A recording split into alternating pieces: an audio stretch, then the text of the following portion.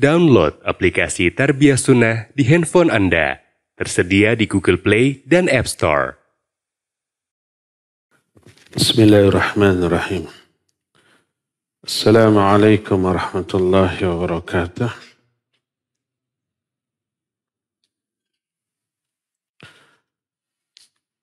Alhamdulillahilladzi hadana lihada wa ma kunna linahtadiya laula an hadana Allah. Wa ashhadu an la ilaha illallah wahdahu la syarika lah. Iqraran bihi wa tauhidan. Wa ashhadu anna Muhammadan abduhu wa rasuluh. Sallallahu alaihi wa ala alihi wa ashabihi. Wa sallama tasliman mazida wa ba'd.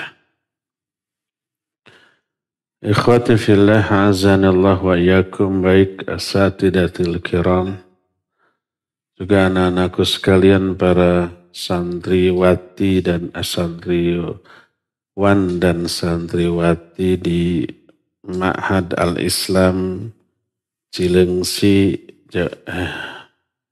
Cilenyi,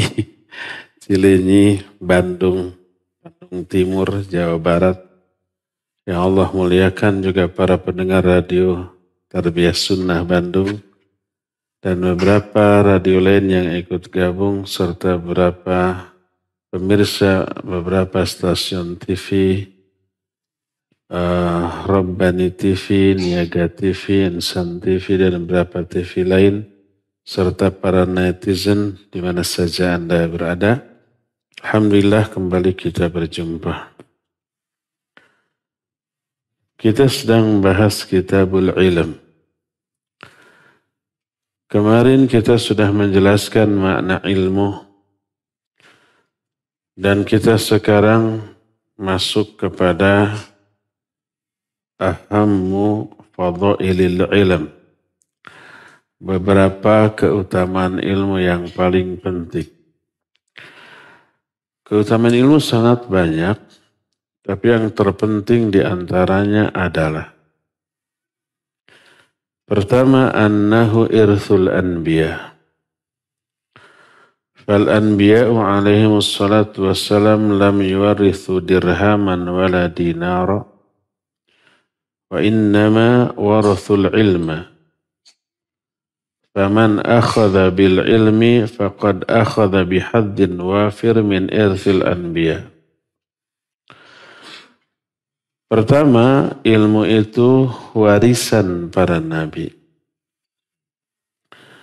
Sedangkan para nabi tidak mewariskan dinar ataupun dirham. Yang mereka wariskan hanyalah ilmu.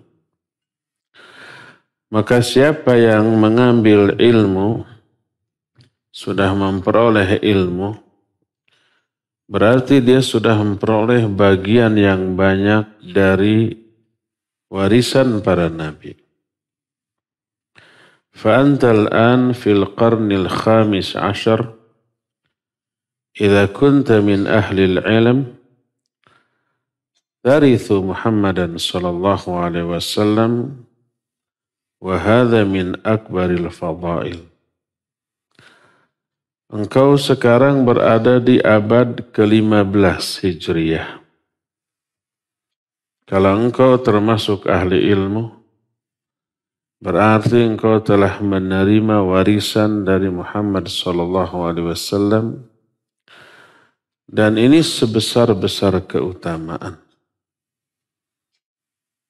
Jadi warisan tidak sekadar harta, kekayaan, uang ataupun aset, baik berupa tanah, rumah, atau kendaraan atau perusahaan, itu yang sifatnya duniawi.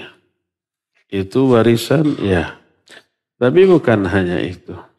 Termasuk sedekah juga bukan hanya itu. Sedekah bisa dengan ilmu, dan itu seutama-utama sedekah. Berkata Al-Hasan rahimahullah ketika menafsirkan ayat wa mimma razaqnahum yunfiqun. Surah Al-Baqarah ayat-ayat awal tentang ciri-ciri orang bertakwa, mereka yang suka menafkahkan sebagian harta yang kami rizkikan kepada mereka. Al-Hasan menyatakan afdhalun nafaqat al-ilm. Sebaik-baik nafkah itu, sebaik-baik infak itu ilmu. Jadi kalau orang memberi infak berupa uang atau makanan, manfaat. Tapi manfaatnya itu sesaat. Uang mah atau 100.000, sehari bisa habis. Bukan hanya sehari, pagi hari dibelikan, sore hari sudah keluar lagi tuh. Uang mahnya, apalagi makanan. Tapi kalau ilmu, gak akan pernah habis manfaat. Jadi sedekah, infak yang paling utama adalah dengan ilmu. Termasuk harta warisan yang paling berharga adalah ilmu. Dan warisan ilmu tidak dibatasi oleh hubungan kekerabatan. Berkata Abdullah bin Mas'ud ketika suatu saat dia sedang mengajarkan hadis kepada murid-muridnya di masjid, datang orang Arab Baduy. Lalu berkata, "Alama tajtami'un?" Untuk apa kalian berkumpul di sini? Maka Abdullah bin Mas'ud menyatakan, ala mirathi Muhammadin sallallahu alaihi wasallam yaqtasimunahu. Kata Abdullah bin Mas'ud, untuk warisan Nabi sallallahu alaihi wasallam yang mereka bagikan. Ini sedang bagi-bagi warisan dari Nabi alaihi salatu wassalam. Kisah ini dituturkan oleh Imam Khatib Al-Baghdadi yang menjelaskan tentang melimpahnya harta warisan Nabi alaihi salatu wasallam yang bukan berupa materi. Kalau berupa materi, Nabi tidak mewariskan apapun. Tidak ada satupun harta benda peninggalan Nabi sallallahu alaihi wasallam yang menjadi warisan bagi istrinya, bagi keluarganya. Tidak. Tapi yang beliau wariskan hanyalah ilmu untuk seluruh umatnya. Pernah suatu saat Abu Hurairah radhiyallahu an berangkat ke pasar. Lalu beliau berkata kepada orang-orang di pasar, "Kenapa kalian masih di sini? Kenapa kalian tidak pergi ke masjid?" Kata mereka, "Ada apa di masjid?" Itu ada orang membagi-bagi harta warisan dari Nabi SAW. Kenapa kalian tidak pergi ke sana untuk mengambil bagian kalian? Akhirnya orang-orang pun berbondong-bondong pergi ke masjid. Sementara Abu Hurairah radhiyallahu an tetap berada di pasar. Tak lama kemudian orang itu datang lagi ke pasar. Komplain kepada Abu Hurairah radhiyallahu an. Kata Abu Hurairah, "Kenapa kalian kembali?" Kata mereka, "Engkau bilang ada orang membagi-bagikan harta warisan di masjid." Ternyata tidak ada. Apa yang kalian temui? Yang kami temui hanyalah sekelompok orang. Yang berkumpul ada yang membaca Al-Quran dan ada yang sedang membahas halal dan haram. Apa kata Abu Hurairah radhiyallahu anhu? Itulah warisan dari Nabi SAW. Ilmu, pelajaran, bukan berupa harta karena Nabi SAW tidak mewariskan harta sama sekali. Yang beliau wariskan hanyalah ilmu. Berdasarkan hal itulah maka Warisan para nabi adalah ilmu dan itu warisan yang paling berharga. Lebih berharga daripada uang. Ada beberapa tasji atau stimulan, motivasi, pendorong, pemberi semangat kepada kita agar kita selalu berburu warisan Nabi alaihi salatu wasallam berupa ilmu ini. Apakah tasji' tersebut? Apakah motivasi tersebut? Yaitu ada beberapa janji dari Nabi alaihi salatu wasallam kepada orang yang sengaja mencari ilmu dari Nabi alaihi salatu wassalam yang kemudian diberikan, di-share, dibagi-bagi ke banyak orang. Apakah janji Nabi SAW tersebut? Yang pertama, Allah Azza wa Jalla akan mencerahkan wajah orang itu pada hari kiamat nanti. Sebagaimana diterangkan dalam salah satu hadis. Berkata Rasul sallallahu alaihi wa alihi wasallam dalam hadis yang diriwayatkan oleh Imam Ibn Hibban dengan sanad yang hasan. Nadharallahu imra'an sami'a maqalati faballaghaha. Kata Rasul sallallahu alaihi wasallam, semoga Allah mencerahkan wajah seseorang yang mendengar ucapanku lalu disampaikan kepada orang lain. Ucapanku maksudnya hadis Nabi sallallahu alaihi wasallam dan itu ilmu, itu warisan dari beliau. Ada dua makna nadharallahu imra'an. Makna pertama mimbabi doa. Ini doa Nabi alaihi salatu wasallam, semoga Allah mencerahkan wajah seseorang yang mendengar ucapanku, mendengar hadis Nabi sallallahu alaihi wasallam, mendengar ilmu dari beliau. Lalu disampaikan kepada orang lain. Jadi ini bermakna semoga Allah mencerahkan wajah orang itu. Ini makna pertama. Makna kedua, mimbabil ikhbar.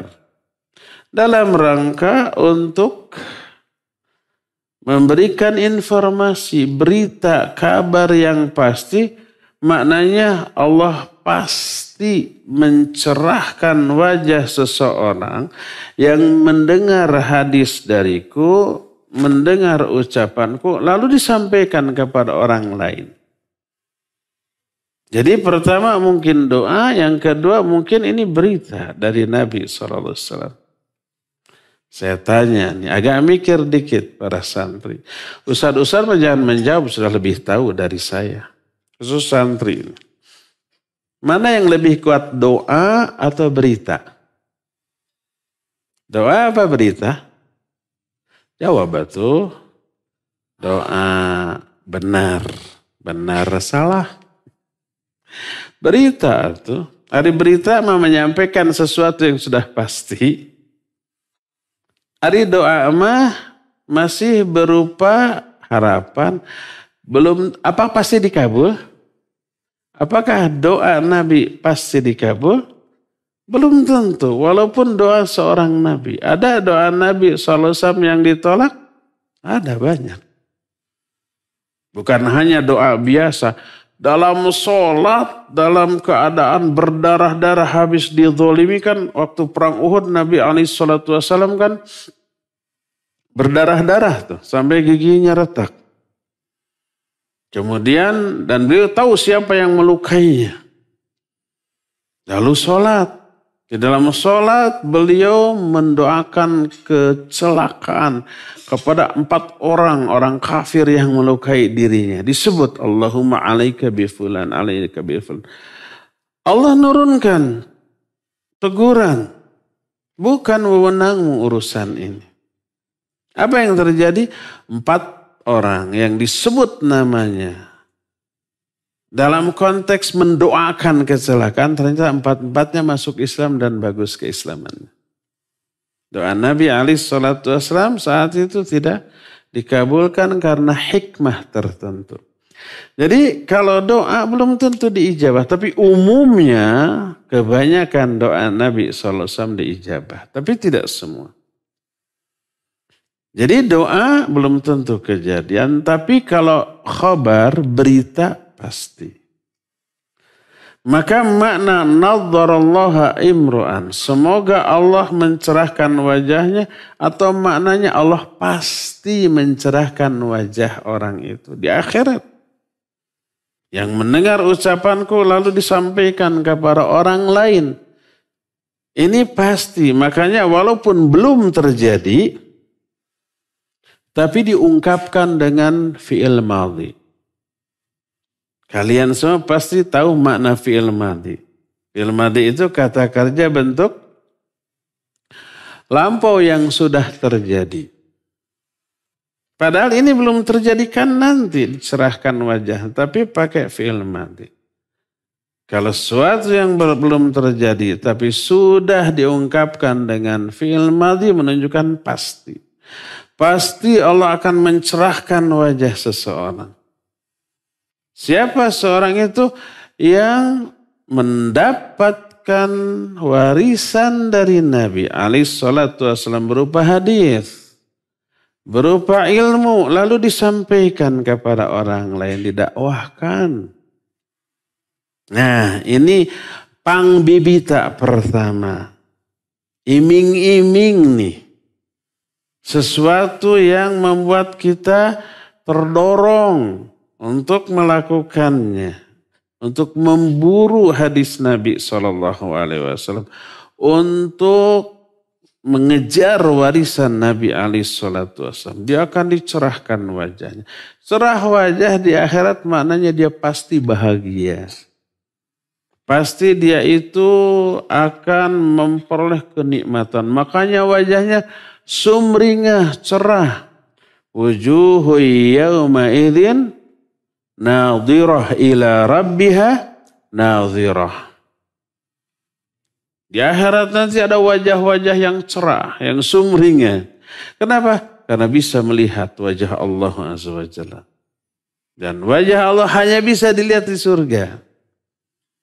Kalau di neraka mah enggak. Kalla innahum ar-rabbihim yawma idzil lamahjubun. Tidak, kata Allah. Sekali-kali tidak. Mereka para ahli neraka di hari kiamat nanti enggak bisa melihat Allah. Mahjub, terhalang. Enggak bisa melihat Allah. Kata Imam Syafi'i rahimahullah. Kalau orang kafir di neraka, ahli neraka tidak bisa melihat Allah, ini menjadi dalil orang mukmin di surga bisa melihat Allah Azza wa Jalla. Jadi wajah Allah terlihat di surga itu nas Quran. Bukan hanya hadis, hadis banyak. Tapi Quran juga. Bukan ijtihad ulama. Ini perkara yang gaib, nggak boleh berdasarkan pada ijtihad manusia, tapi berdasarkan nas Quran atau hadis yang sahih bahwa Allah terlihat nanti di surga. Karena itulah mereka sumringah. Karena itulah mereka itu cerah wajahnya, penuh kepuasan, penuh kebahagiaan. Salah satu orang yang akan dicerahkan wajahnya adalah orang yang memburu hadis Nabi SAW untuk disampaikan. Yang pertama tuh.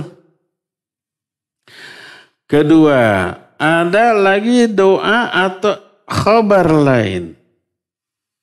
Yang berupa berita gembira. Tentang orang yang menghafalkan hadis Nabi SAW kemudian disampaikan. Ini nih kalian yang ada di sini kan sekarang sedang demikian. Kalian ini sekarang sedang memperkaya diri. Tapi bukan memperkaya dengan harta dunia. Tapi dengan apa? Dengan harta warisan Nabi alaihissalam yang berupa ilmu. Salah satu bentuk ilmunya adalah hadis. Dihafalkan, difahami untuk apa? Selain untuk diamalkan, untuk disampaikan, didakwahkan. Orang seperti ini dijamin akan diberikan rahmat oleh Allah SWT. Sebagaimana sebuah hadis sahih riwayat Imam Ahmad dalam kitab Musnadnya. Syekh Al-Albani memasukkan hadis ini dalam silsilah al-hadis as-sahihah. Berkata Rasul alaihi salatu wassalam, rahimallahu imra'an sami'a minni hadithan fahafidhahu hatta yuballighahu ghairah. Ini juga sama dengan yang tadi. Bisa bermakna dua. Bisa doa, bisa ikhbar. Informasi, pemberian informasi. Kata Nabi SAW, Allah akan merahmati seseorang yang mendengar satu hadis dariku, terus dia hafalkan satu hadis tuh. Apalagi kalau banyak hadis. Kalian di sini minimal kan menghafalkan Arba'in An-Nawawiyah, ya diajarkan di sini dan dihafalkan. Arba'in itu ada berapa hadis? Berapa? 42 mah bukan Arba'in atau Ithnan wa Arba'un. Iya disebut aja Arba'in padahal 42 ya digenapkan. Alfiyah juga 1000 padahal mah enggak 1000. 42 hadis minimalnya. Ini satu hadis. Rahimallahi imra'an sami'a minni hadithan. Semoga Allah merahmati seseorang yang mendengar satu hadis dariku fahafidhahu. Lalu dia menghafalkannya. Hatta yuballighahu ghairahu, sehingga dia menyampaikan hadis itu kepada yang mengajarkan. Orang ini dijamin akan memperoleh rahmat dari Allah SWT. Jadi rahmat Allah bisa diraih dengan banyak cara. Kumpul di sini di masjid Allah, membaca Al-Quran, mengkaji isinya, dapat rahmat Allah. Wa ghasyyathum rahmat, ijtama'a qaumun fi baitin min buyutillah yatsluna kitab Allah wa yatadarasuna fima bainahum. Illa haffatsumul malaikah wa ghasyyathumur rahmah. Kita ngumpul di sini kayak begini, rahmat Allah tercurah. Termasuk orang yang belajar hadis kemudian menghafalkannya untuk disampaikan, orang ini akan memperoleh rahmat dari Allah. Dan kalau rahmat Allah sudah turun, itu memiliki efek positif kepada hal lain-lain, kepada yang lain. Karena rahmat Allah, orang masuk surga. Seseorang tidak masuk surga karena amalnya. Betul apa benar? Tapi orang masuk surga karena rahmat Allah subhanahu wa ta'ala. Tapi bukankah ayat menyatakan jazaa'an bima kanu ya'malun. Ini surga ini sebagai balasan atas amal kalian. Karena kalian beramal, surgalah balasannya gitu ya. Tapi kenapa Nabi SAW menyatakan seseorang tidak masuk surga karena amal, tapi karena rahmat Allah. Sedangkan ayat menyatakan kalian masuk surga karena amal kalian. Seolah-olah dua keterangan ini, kata orang Cileunyi mah patojaiyah. Catat baru, istilah baru. Patojaiyah itu tanaqub. Patojaiyah itu sulaya tesaluyu. Patojaiyah itu kontradiktif. Ayat menyatakan kalian masuk surga karena amal kalian. Hadis menyatakan kalian masuk surga bukan karena amal tapi karena rahmat Allah. Apakah ini patojaiyah?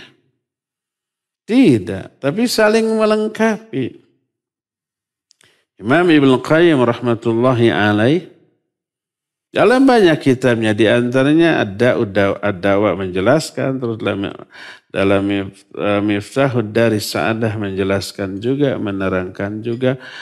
Kalau bima kuntum ta'malun, ya ini bi sababiyah. Karena sebab amal kalian masuk surga. Kalau umpamanya dalam hadis kalian tidak masuk surga karena amal kalian, bi amalihi, bi di sini bi lil muqabalah, bukan bi sababiyah. Muqabalah teh artinya maburuh, reward, babalas. Jadi surga bukan balasan bagi amal kalian. Dak pantas satu. Amal enggak seberapa dibalas dengan surga. Teu pantas. Sama dengan begini. Tolong tuh teras di depan ukuran 2x3 sapueun. Sapu pel. Sing bersih. Nanti diberi uang 10 miliar. Pantas teh piragi sasapu dikasih buruh 10 miliar? Teu pantas. Jadi 10 miliar teh bukan muqabil, bukan balasan atas amalnya. Tapi eta mah kanyaah si pemberi kepada orang tersebut. Dan gak pantas piragi ngepel samenit gitunya dikasih 10 miliar. Orang mau kerja 10 tahun belum tentu dapat miliar asan. Ya mau piragi 2-3 menit. Afan. Ada yang gak ngerti bahasa Sunda di sini? Ada? Banyak. Oh afwan. Punten afwan.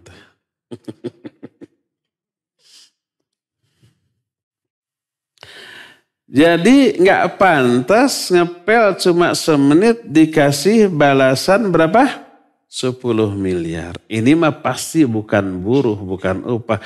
Tapi hanya kasih sayang si pemberi kepada orang yang diberi gitu. Surga nggak pantas jadi balasan atas amal kita. Amal kita nggak seberapa. Amal kita mah dipakai membayar nikmat yang Allah berikan kepada kita aja. Itu sudah nggak cukup, nggak pantas. Coba kalau umpamanya seluruh organ tubuh yang kita miliki pemberian Allah. Jantung, paru-paru, mata, semua. Itu pemberian Allah. Harus kita bayar dengan ibadah. Dengan amal soleh. Ibadah amal soleh kita ala kadarnya, asal-asalan. Kurang, kalau sholat tidak khusyuk bukan kurang lagi. Kurang mutaba'ah, mungkin kurang ikhlas, mungkin kurang benar-benar sungguh-sungguh. Ibadah sholat kita dipakai membayar mata saja belum tentu cukup itu. Apalagi nikmat Allah banyak. Wa in ta'uddu ni'matallahi la tuhsuha. Kalau kamu menghitung-hitung nikmat Allah nggak akan terhitung. Tidak bisa dihitung saking banyaknya. Harus dibayar oleh amal ibadah kita. Nggak cukup amal ibadah kita membayar seluruh nikmat yang Allah berikan kepada kita. Apalagi dikasih surga. Nggak pantas. Maka surga bukan upah atas amal kita. Dan nggak pantas amal kita yang ala kadarnya dibalas dengan surga. Kenapa atuh kita ke surga? Semoga ya. Itu karena rahmat Allah saja. Tapi rahmat Allah nggak mungkin teraih kalau kita tidak beramal, ya enggak? Jadi tidak ada pertentangan antara ayat yang menyatakan jazaa'an bima kanu ya'malun, surga itu sebagai balasan karena amal-amal kalian. Ini di satu pihak lain hadis menyatakan kalian masuk surga bukan karena amalnya, tapi karena rahmat Allah. Hadis ini menyatakan bi di sana bi muqabalah, kalau bi di sini bi sabab. Ini tidak ada pertolak belakang. Walhasil kata Rasul sallallahu alaihi wasallam, Orang yang memburu hadis Nabi, dihafalkan, lalu diajarkan, orang itu akan sumringah di akhirat karena melihat wajah Allah, dan orang itu pastikan dapat rahmat dari Allah Subhanahu wa ta'ala. Dan rahmat ini efeknya luar biasa. Tadi seseorang masuk surga karena rahmat Allah Azza wa Jalla. Kedua, rahmat itu menyebabkan, ada banyak tuh cabang-cabang yang apabila kita khusus membahas efek positif dari rahmat Allah, niscaya tidak cukup waktu sejam untuk menjelaskannya. Hanya membahas efek positif dari rahmat Allah. Tadi rahmat Allah menyebabkan orang masuk surga. Rahmat Allah menyebabkan kita bersikap lunak, lemah lembut, tidak kasar, tidak keras. Allah berfirman, "Fabima rahmati minallahi linta lahum.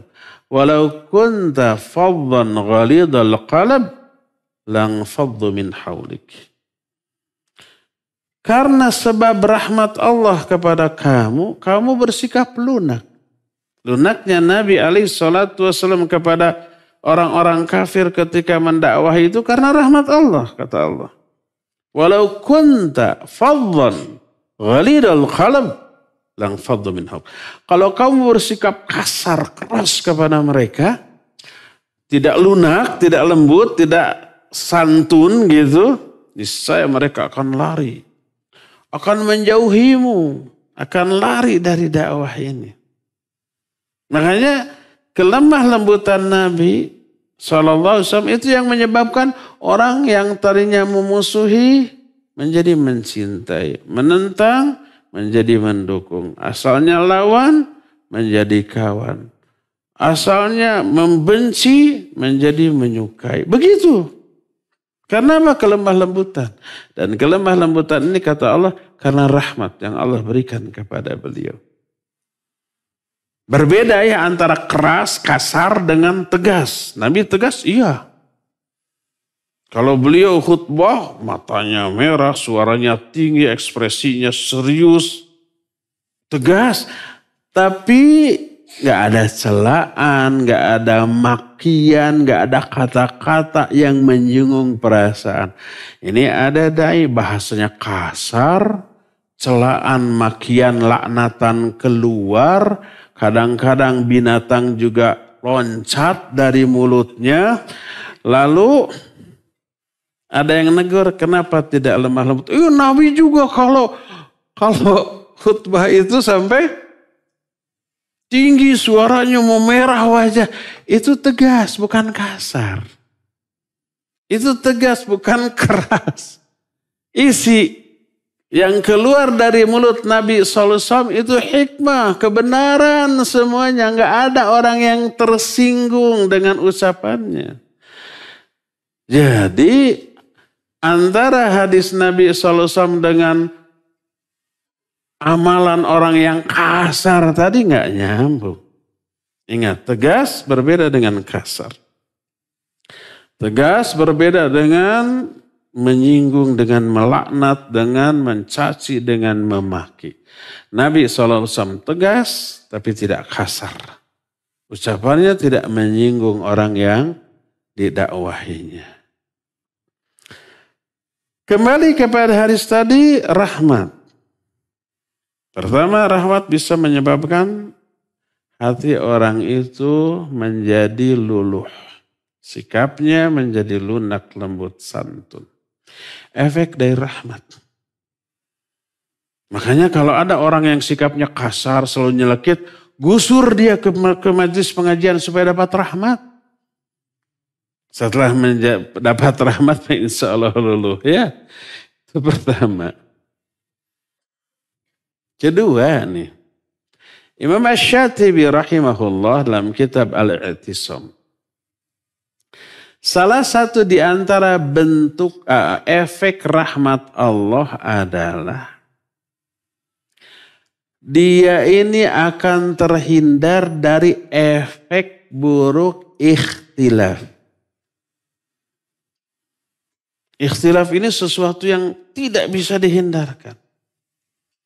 Karena ternyata salah satu tujuan Allah menciptakan manusia itu agar manusia itu ikhtilaf.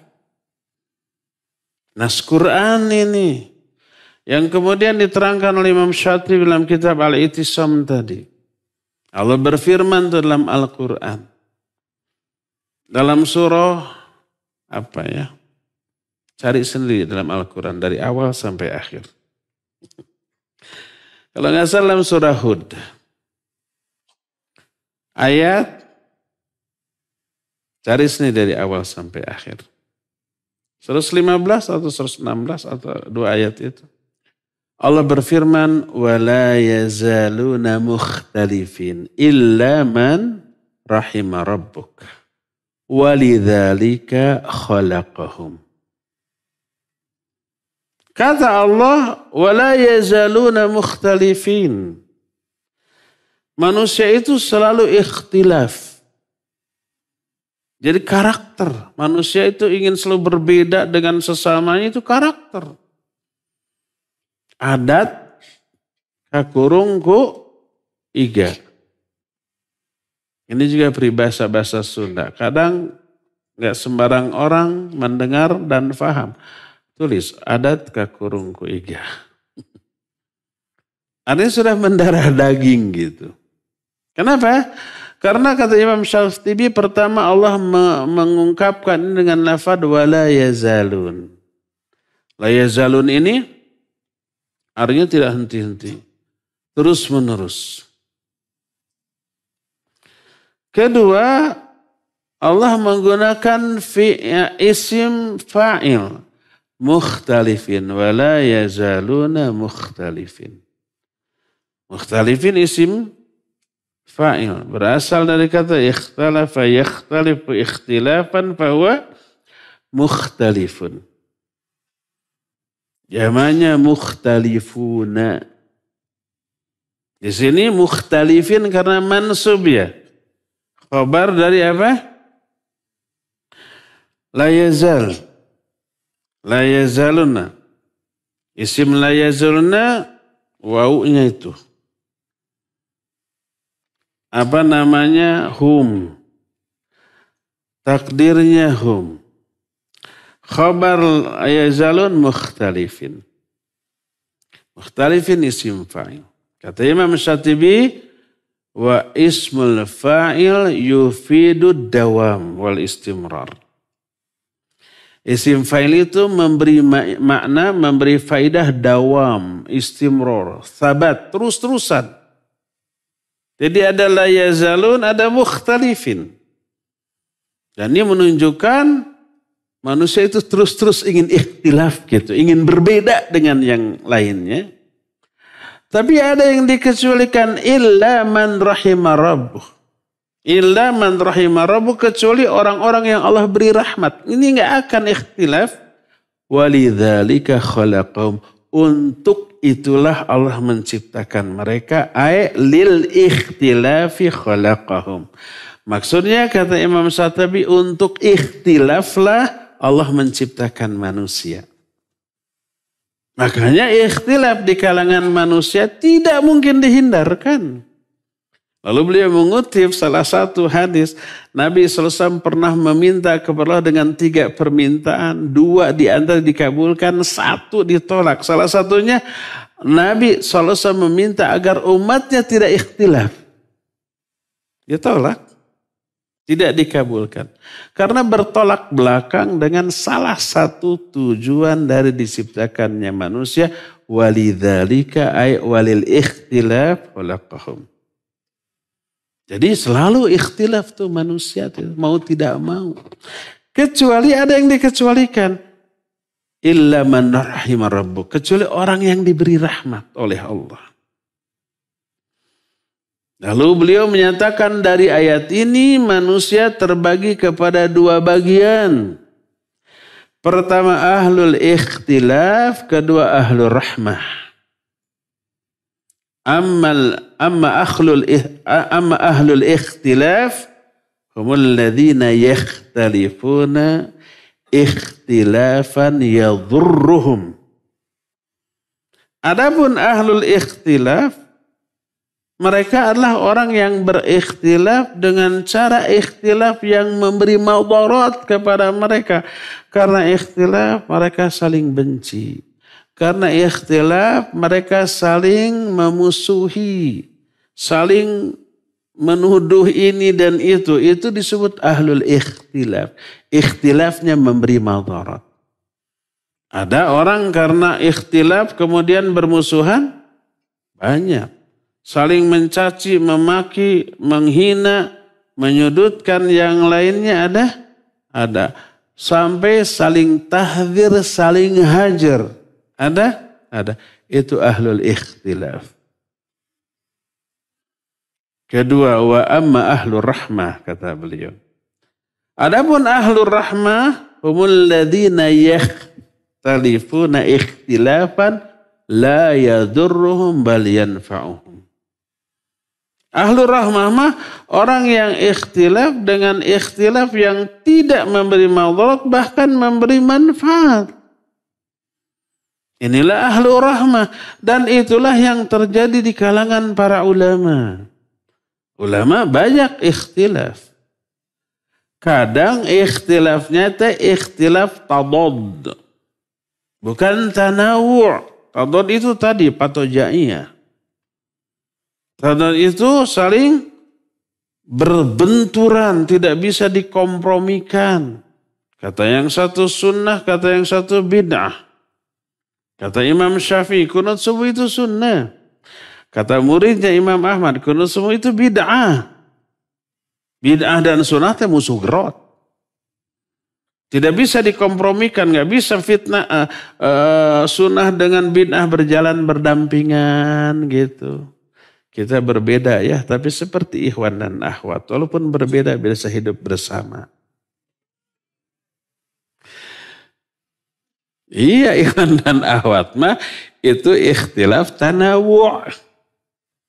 Ini mah ikhtilaf tadad. Kayak si Ujang dengan si Aden. Bisa hidup bersama? Nggak bisa. Maksudnya berumah tangganya. Jadi itu tadad, bertolak belakang, berbenturan. Tapi apakah Imam Syafi'i dengan Imam Ahmad ketika bertemu berantem? Saling mencela, saling memaki, saling membid'ahkan? Enggak. Saling menghormat, saling memuliakan, saling mengagungkan, saling memuji. Ikhtilafnya tidak menimbulkan madarat, bahkan menimbulkan manfaat. Kata Umar bin Abdul Aziz radhiyallahu an ketika dia berdiskusi dengan kawannya tentang suatu sampai kawannya marah karena perbedaan pendapat, kata Umar bin Abdul Aziz, jangan marah. Aku tidak suka kalau kaum muslimin tidak ikhtilaf. Tidak suka. Kenapa? Karena dari ikhtilaf itu memberi kemudahan kepada orang awam untuk memilih pendapat yang sesuai dengan ilmu yang sampai kepada mereka dan toleran kepada pendapat yang tidak mereka ambil.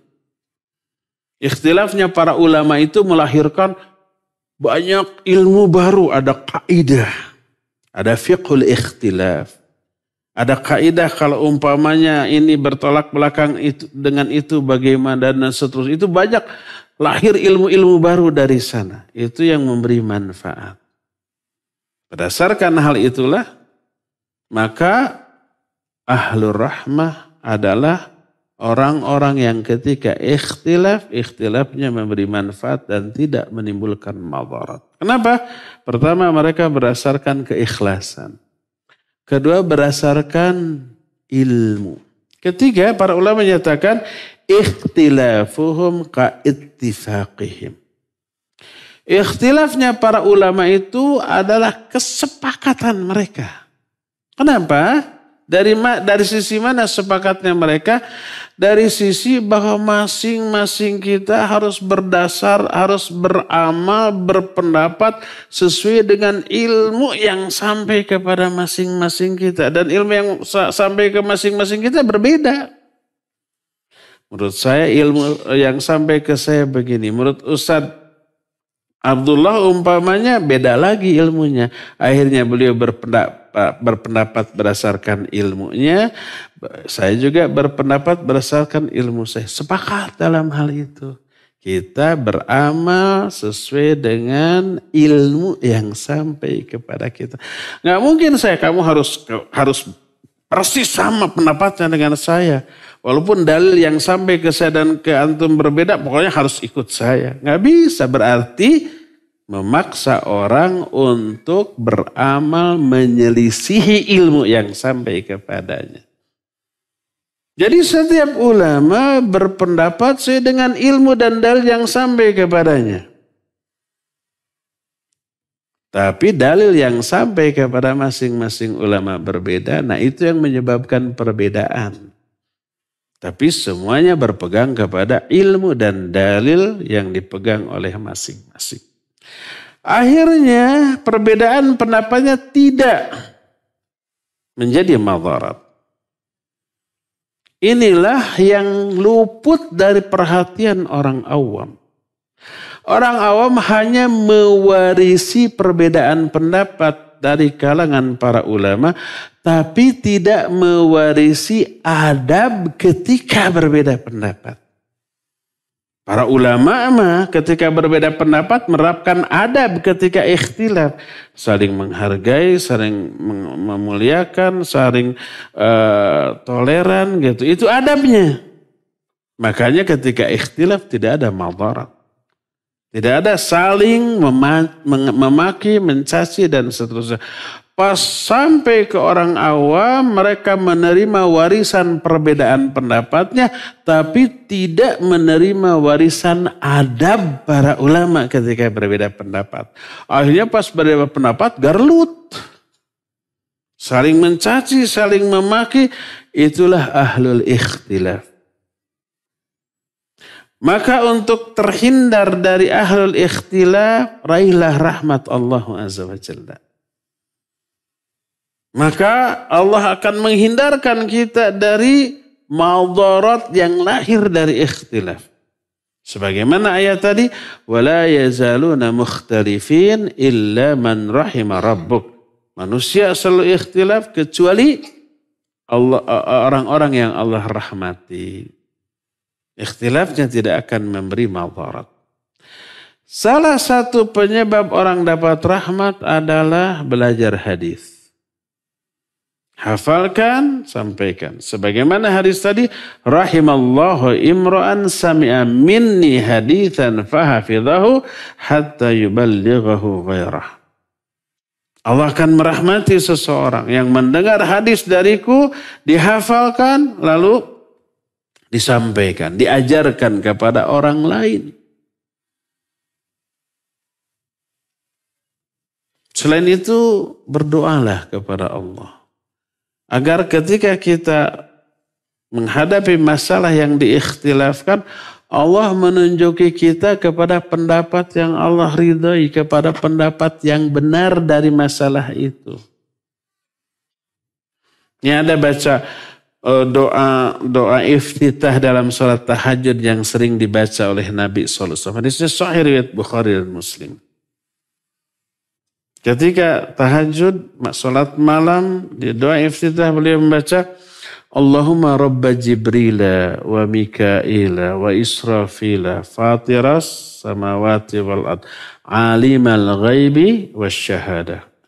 Anta tahkumu baina ibadika fima kanu fihi yakhtalifun ihdini lima ikhtulifa fihi.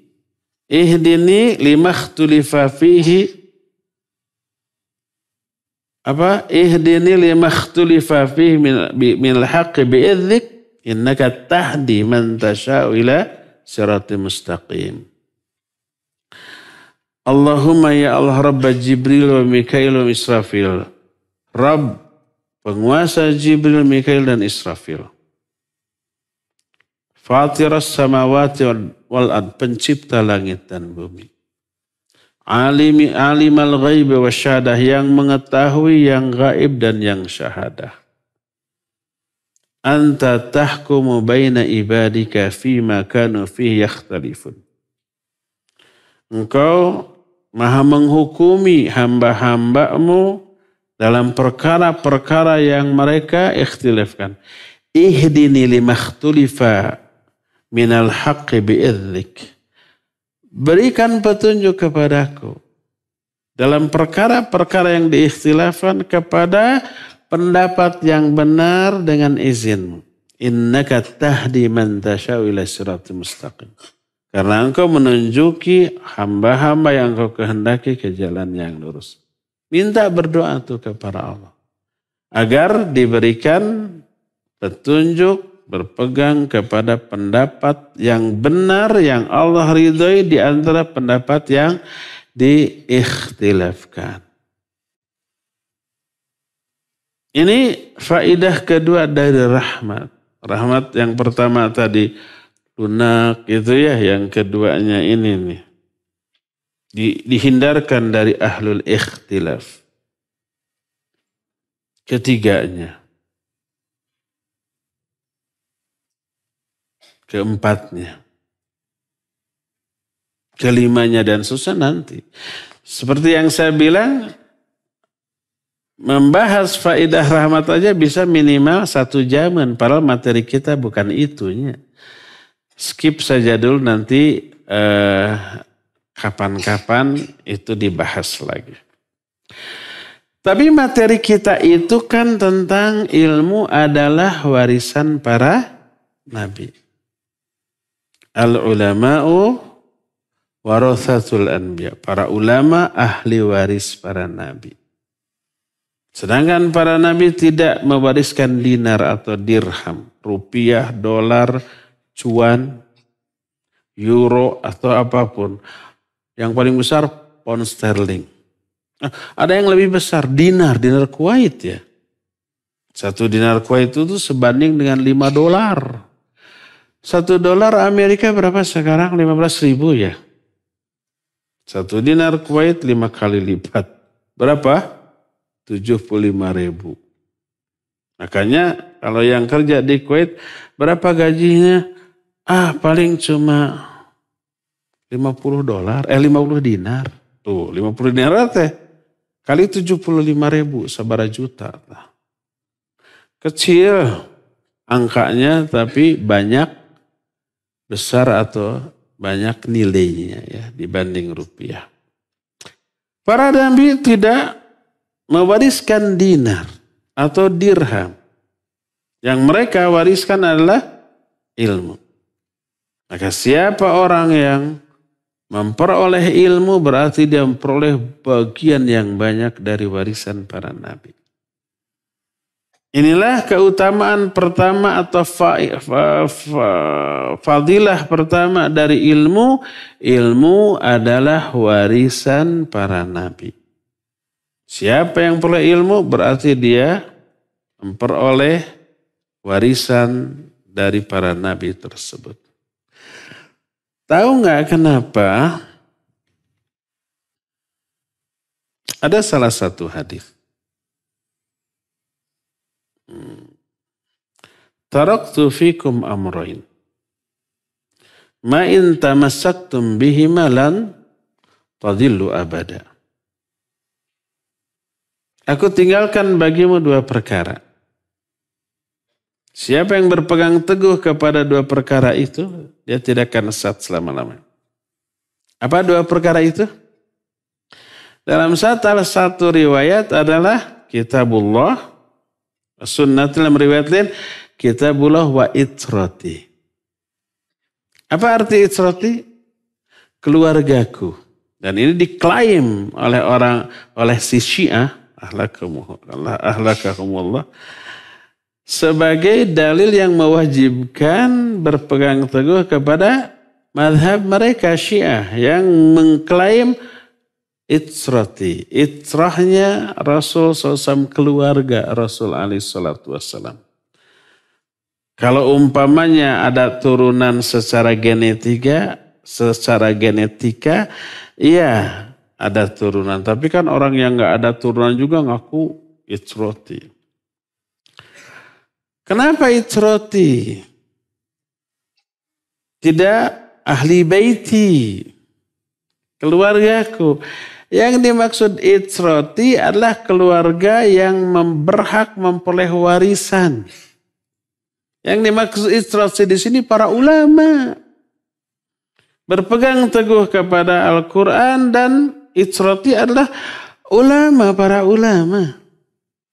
Sesuai dengan ayat, fas'alu ahla dzikri in kuntum la ta'lamun. Sesuai dengan hadis, al-ulama warathatul anbiya. Para ulama penerima warisan dari para nabi, mereka lah itrati. Bukan yang memperoleh atau yang ada hubungan kekerabatan darah walaupun menyimpang jauh dari sunnah Nabi SAW. Ini yang menyebabkan orang menjadi selamat, berpegang teguh kepada kitab Allah dan penjelasan para ulama ketika menerangkan kitabullah tersebut. Inilah warisan yang paling berharga di antara semua jenis warisan, yaitu ilmu. Dan warisan yang paling agung adalah warisan yang diterima dari para nabi yang berupa ilmu tentang Quran dan Sunnah. Inilah fadilah pertama yang dijelaskan oleh Syekh Al-Utsaimin rahimahullah tentang keutamaan ilmu. Beliau menyatakan annahu irthul anbiya, bahwa ilmu itu adalah warisan dari para nabi. Sedangkan para nabi hanya mewariskan ilmu. Inilah yang pertama, keutamaan pertama. Kita lanjut ke keutamaan yang kedua. Nah, ini luar biasa ini. Ini yang membuat kita semangat mencari ilmu. Poin yang kedua. Poin yang pertama juga semangat. Wah, ini kita itrahnanya Nabi SAW. Kita menerima warisan dari Nabi, yaitu berupa ilmu. Ini yang kedua, luar biasa nih. Fadilah yang kedua dari ilmu adalah, kita bahas di pertemuan yang akan datang. Sekarang sudah habis waktu untuk menjelaskan. Tinggal tersisa waktu untuk tanya jawab ya. Silakan antum tanya apapun, silakan, asal jangan yang susah. Yang susah saya nggak akan jawab, saya akan berikan kepada ustadz-ustadz yang ada di sini. Bismillah. Ini ada pertanyaan, Afan Ustadz izin bertanya, bagaimana cara agar bersabar di dalam menghafalkan Al-Quran? Jangan putus asa, jangan jengkelan, itu saja, dijamin sabar. Iya, bagaimana agar bisa sabar dalam menjalani ketaatan, termasuk menghafalkan Al-Quran. Tapi pertama, niatkan ikhlas karena Allah. Maknanya kita menghafal karena melaksanakan perintah Allah, perintah Rasulnya, ingin meraih ridha Allah Azza wa Jalla. Mau hafal mau tidak, dengan dia berupaya menghafalkan sudah dapat tuh. Pahala, rahmat, kasih sayang, ampunan itu sudah dapat. Walaupun masih belum hafal. Sebab rata-rata kita terkena penyakit berbahaya namanya hese apal gancang poho. Susah hafal tapi mudah lupa. Rata-rata begitu tuh. Jadi walaupun kita belum hafal, dengan berupaya, muhawalah jiddiyah, usaha keras, usaha sungguh-sungguh itu sudah dapat. Pahalanya sudah dapat, ampunannya sudah dapat, rahmatnya sudah dapat, semua yang Allah janjikan. Terus pahalanya juga dihitung per huruf. 1 huruf 10 pahala. Alif lam mim aja 30 pahalanya tuh. Sebab 3 huruf alif, lam, dan mim. Semakin sering kita mengulang-ulang ketika menghafal, semakin banyak pahala tuh. Itu saja sudah memotivasi. Makanya gak apa-apa nggak hafal sekarang juga. Yang penting pahala itu ngucur terus selama menghafal. Itu yang pertama. Terus yang keduanya ada dosa yang gugur. Karena apa? Dosa gugur karena ada unsur masyaqqah. Masyaqqah itu kesulitan. Masyaqqah itu penderitaan. Termasuk secara psikis.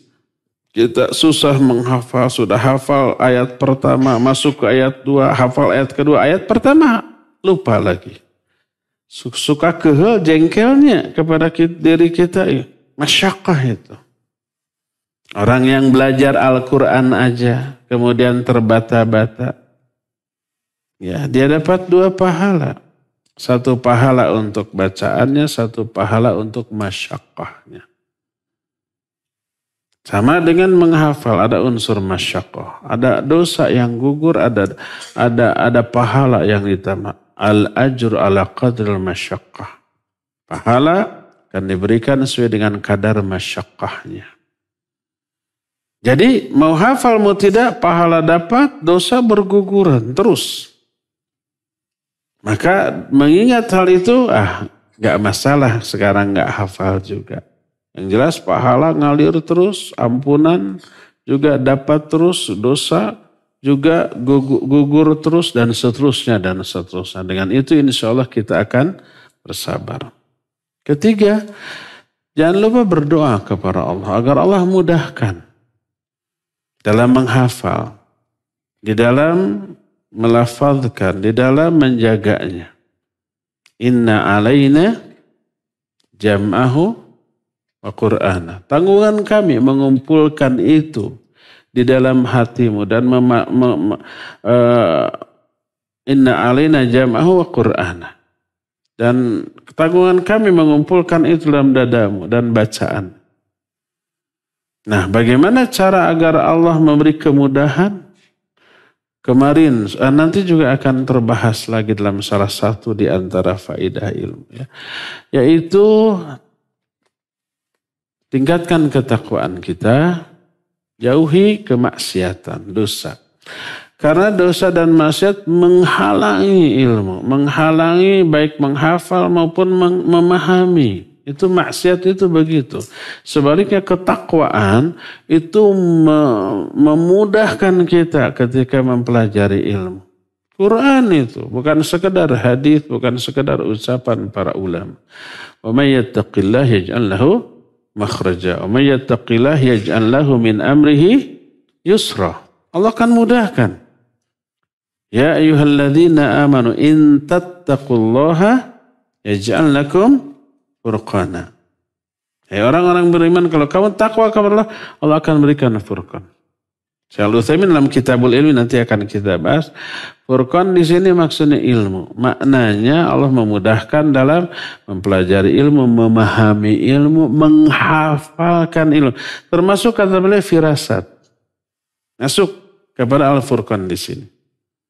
Jadi tingkatkan ketakwaan. Makanya salah satu di antara amalan yang tidak boleh terpisahkan dari talabatul ilm, dari para tulabul ilm, dari para penuntut ilmu adalah ibadah.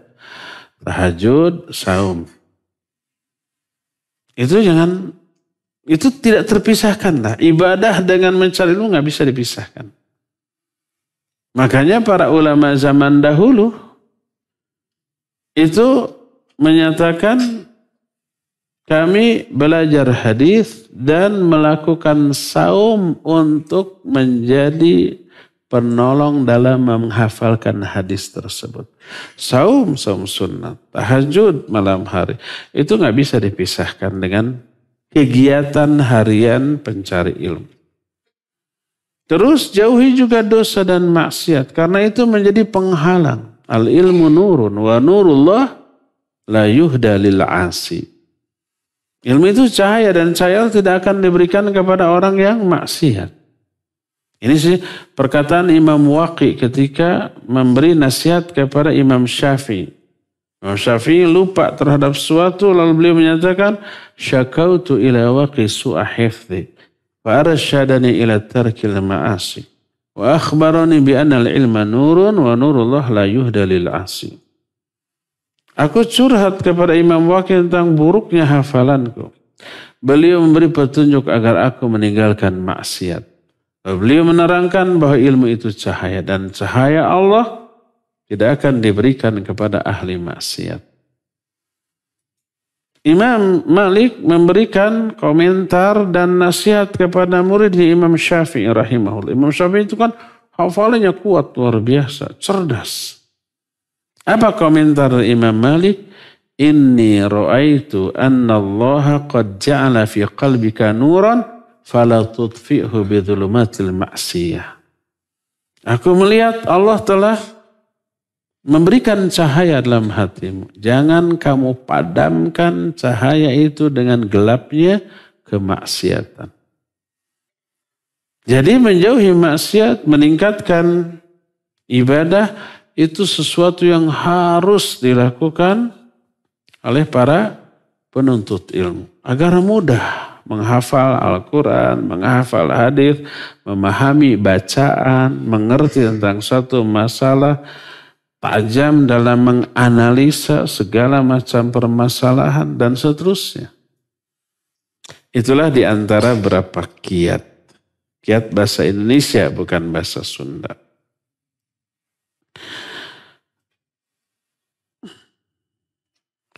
Rasulullah SAW ajarkan kepada sahabatnya dalam masalah akidah sampai-sampai hasil dari ajaran tersebut membuahkan hasil yang sangat baik. Mereka, para sahabat itu digambarkan seperti pohon-pohon besar, kokoh, dan bermanfaat bagi pemiliknya dalam masalah keyakinan. Terus pertanyaannya apa?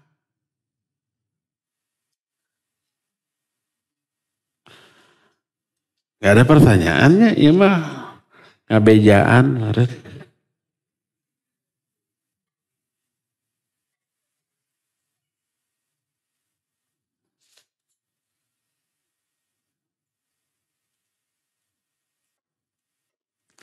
Afan Ustaz, tadi ayat yang dibacakan surah Hud adalah ayat 118. Oh, syukran, jazakallah. Ini akhwat Iman. Jazakallah. 118 ya. Sedikit beda, saya tadi nyebut 115, 116-nya. Beda tilu lah. Tilu gitu beda weh. Syukran ya.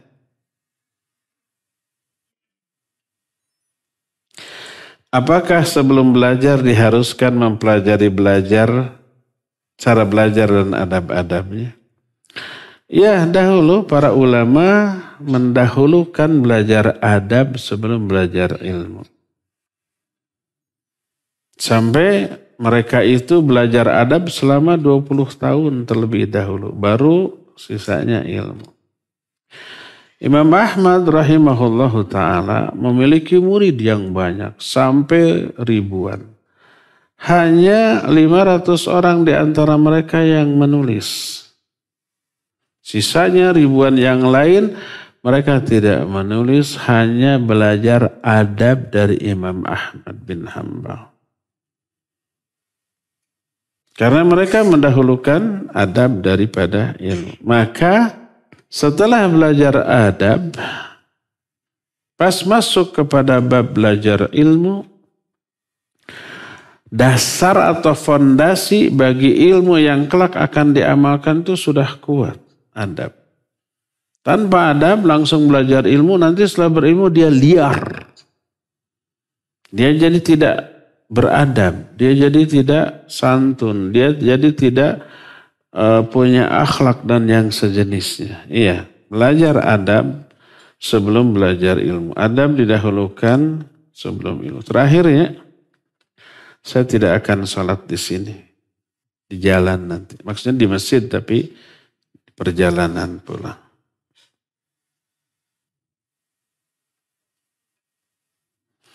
Diriwayatkan setiap perbuatan bid'ah tertolak dan di neraka tempatnya. Bila mana kita memiliki saudara atau kerabat sampai wafatnya, cara ibadahnya banyak kebid'ahannya. Apakah kelak mereka di neraka ini pasti masuk neraka?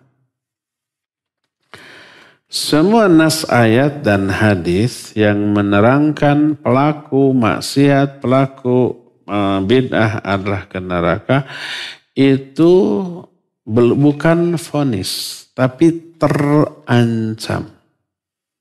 Apakah pasti orang itu ke neraka? Belum pasti, hanya terancam. Seperti orang yang mabuk. Orang yang mabuk terancam diazab. Di mana? Ya di alam barzah, ya di akhirat. Di neraka. Tapi apakah pasti ke neraka? Belum pasti. Termasuk pelaku kebid'ahan. Terancam neraka, iya. Tapi pasti masuk neraka. Tadi bukan vonis, tapi terancam. Adapun ke surga ke nerakanya diakumulasi dengan amalan-amalan lain. Ketika orang berbuat bid'ah, itu dicatat dosa. Berbuat maksiat, dicatat dosa. Sholat, ibadah, amal soleh, saum, baca Quran, ngaji, itu dicatat pahala. Sholat, saum, baca Quran, dijanjikan surga. Sementara dosa ghibah, dosa mencela, dosa dusta, diancam neraka. Nah, orang melakukan kedua-duanya. Mengamalkan amalan-amalan yang dijanjikan surga, iya. Tapi juga mengamalkan amalan-amalan yang terancam oleh neraka. Ya, dua-duanya dilakukan. Jadi ia jelema teh ke surga atau ke neraka. Jadi ini orang teh ke surga atau ke neraka. Kan gitu, bingungnya kita. Disebut ke surga, gara-gara suka sholat, suka ngaji, suka ibadah, suka amal soleh. Tapi juga suka mengamalkan amalan-amalan ahli neraka. Gimana tuh? Nah itu dikalkulasi, dihitung, ditimbang. Fa amma man thaqulat mawazinu fahuwa fi 'ishatir radiyah. Jadi ancaman neraka bagi pelaku-pelaku maksiat atau bid'ah bukan vonis. Tapi orang itu terancam. Pasti ke neraka? Belum pasti. Nanti lihat mungkin taubat sebelum matinya. Atau tidak taubat tapi terhapus oleh amalan-amalan baik. Atau terhapus oleh macam-macam. Ada faktor penghapus dosa.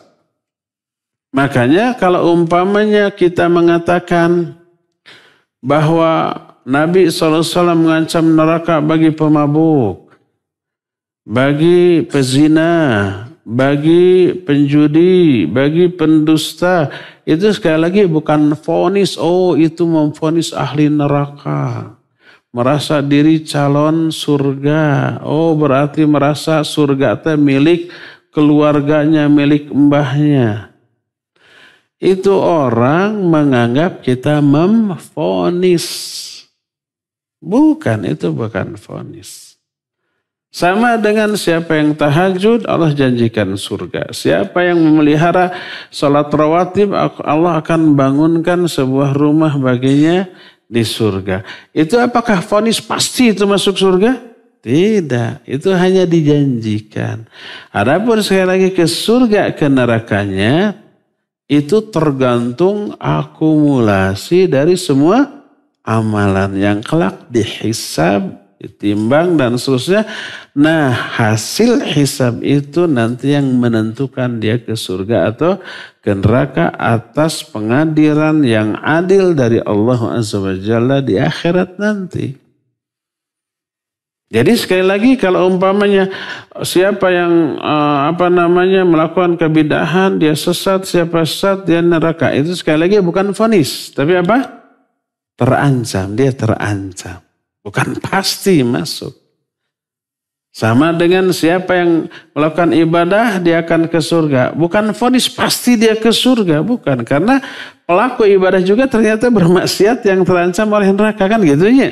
Nah, Jadi sekali lagi, kalau ada seorang yang menyampaikan ayat atau hadis yang menerangkan pelaku perbuatan ini akan diazab di neraka, sekali lagi itu bukan vonis, tapi menyampaikan orang itu terancam dengan azab. Tapi belum pasti kena azab neraka, belum pasti. Hanya terancam saja. Yang menentukan ke surga ke nerakanya adalah hasil hisab secara keseluruhan nanti. Wallahu a'lam. Cukup ya, sampai di sini saja. Semoga Allah mempertemukan kita kembali di masa yang akan datang. Subhanakallahum bihamdik, asyhadu an la ilaha illa anta, astaghfiruka wa atubu ilaik, walhamdulillahi rabbil alamin. Wassalamualaikum warahmatullahi wabarakatuh.